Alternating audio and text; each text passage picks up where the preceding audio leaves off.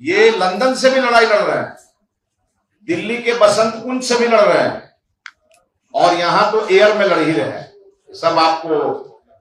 और साथ ही साथ जब भी कोई पोस्ट जा रहा है सोशल मीडिया पर, तो ये पूरा बॉट के माध्यम से मशीन गाली दे रहा है, आदमी नहीं है, पूरी तरह उसको एक सिस्टम से गाली गलौज कराया जा रहा है।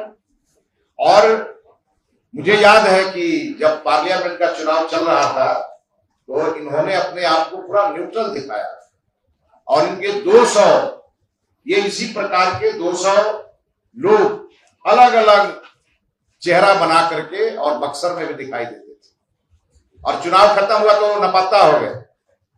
और इस बार जब विधानसभा का चुनाव चल रहा था तो आप लोगों को याद होगा कि इन्होंने एक घोषणा किया कि नीतीश कुमार को अगर 25 सीटें आ जाएगी तो मैं राजनीति छोड़ दूंगा।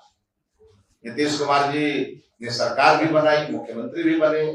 अब भाजपा की तरफ से सम्राट चौधरी जी को मुख्यमंत्री सौंप करके उनके बेटे भी आज मंत्री के रूप में काम कर रहे हैं, और सबसे बड़े प्रचंड बहुमत से आज एनडीए की सरकार चल रही है।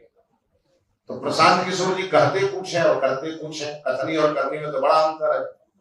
दूसरी बात है कि ये जो representation of the people act है, इसका ये सीधा सीधा उल्लंघन कर रहे हैं, धोखा दे रहे हैं, और एक बहुत बड़ी पॉलिटिकल साजिश कर रहे हैं।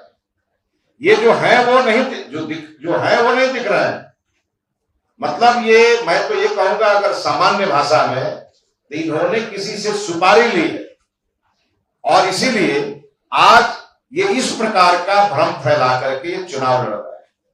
बांकीपुर की जनता इनको वो धोबिया पाट देगी, ये जीवन भर याद रखें।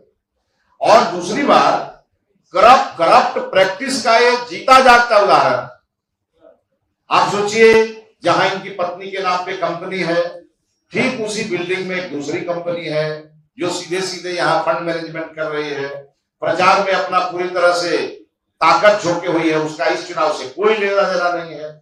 हम लोगों ने चुनाव आयोग को जाकर के, मुख्य चुनाव पदाधिकारी जो बिहार के, उन्हें हम लोगों ने पूरा दस्तावेज दिया है और कहा है कि जब 40 लाख की ही लिमिटेशन है